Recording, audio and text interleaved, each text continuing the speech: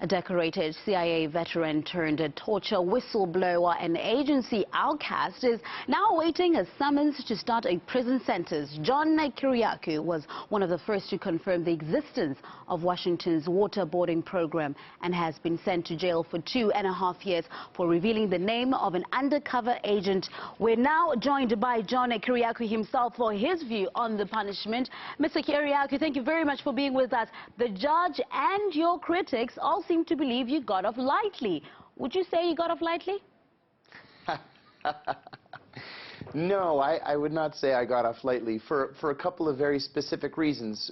First of all, my case was not about leaking. My case was about torture.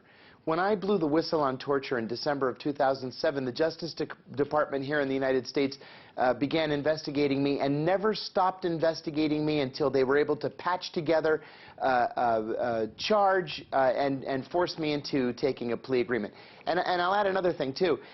When I took the plea in October of last year, the judge said that she thought the plea was fair and appropriate. But once the courtroom was packed full of reporters last Friday, she decided that it was not long enough, and if she had had the ability to, she would have given me 10 years. Did you ever consider that there might be some comeback? I mean, being a decorated CIA officer, you took a stance towards the agency's policies. I did. I took a strong stance and a very public one, and that's what got me into trouble. But honestly, the only thing I would do differently is I would have hired an attorney before blowing the whistle. Otherwise, I believe firmly, even to this day, I did the right thing. You've called it ironic that the first person to be convicted with regards to the torture program is the man who actually shed light on it. Do you believe the others who put the program together will ever face justice? I don't, actually. I think that President Obama, just like President Bush, has made a conscious decision to allow the torturers, to allow the people who conceived of the torture and implemented the policy, to allow the people who destroyed the evidence of the torture, and the attorneys who used specious legal analysis to approve of the torture, to walk free. And I think that once that decision has been made, that's the end of it, and nobody will be prosecuted except me. When you came out initially against torture, you said it was impractical and inefficient. Did you consider it immoral initially?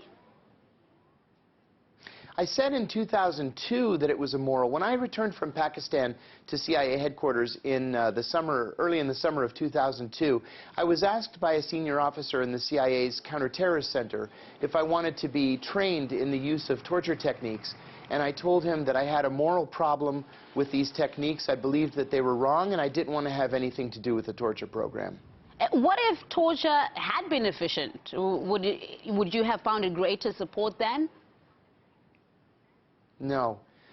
No, I grew up in a very pious Greek Orthodox home, and you know, we were instilled from a very young age with a very clear sense of right and wrong, and I believed from the beginning that torture was wrong. It's no secret that Obama's administration has been especially harsh on whistleblowers, but can the U.S. afford leniency in these security-sensitive times? Well, see, I think this is exactly what the problem is. In this post-9/11 atmosphere that we find ourselves in, we have been losing our civil liberties incrementally over the last decade to the point where we don't even realize how much of a police state the United States has become. You know, 10 years ago, the thought of the National Security Agency spying on American citizens and intercepting their emails would have been anathema to Americans, and now it's just a part of normal business. The idea that our government would be using drone aircraft to assassinate American citizens who have never seen the inside of a courtroom, who have never been charged with a crime, and have not had due process, which is their constitutional right, would have been unthinkable. And it's something now that happens every so often, every few weeks, every few months, and there's no public outrage. I think this is a very dangerous development. Obama's tough stance and harsh punishments for whistleblowers, you know, have sent a message. But is he winning this fight against whistleblowers? I don't think he is winning this fight against whistleblowers, at least not over the long term, and I'll tell you why.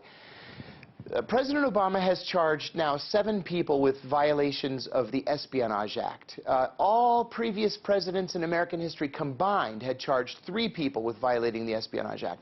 Now, the Espionage Act is a World War I era act that was meant to deter German saboteurs during that First World War. And now it's being used to silence critics of the government. But so far, all 7 of these cases that have made their way into a courtroom have either collapsed or have been dismissed, including mine. All of the 3 espionage charges against me were dropped. So I think, frankly, the Obama administration is cheapening the Espionage Act. The Espionage Act should be used to prosecute spies and traitors, not to prosecute whistleblowers or people who are exercising their First Amendment right to free speech. Do we still need whistleblowers? Are we going to see more of them coming out? I think we will see more whistleblowers, and I think we need whistleblowers now more than ever before, whether it's in national security or whether it's in the banking industry. The American people have a right to know when there is evidence of waste, fraud, abuse, or illegality. If the Justice Department isn't going to prosecute those cases, at the very least, the American people need to know. John Kiriakou, ex-CIA officer and torture whistleblower, speaking to us live. Thank you very much for your time. Thanks for having me.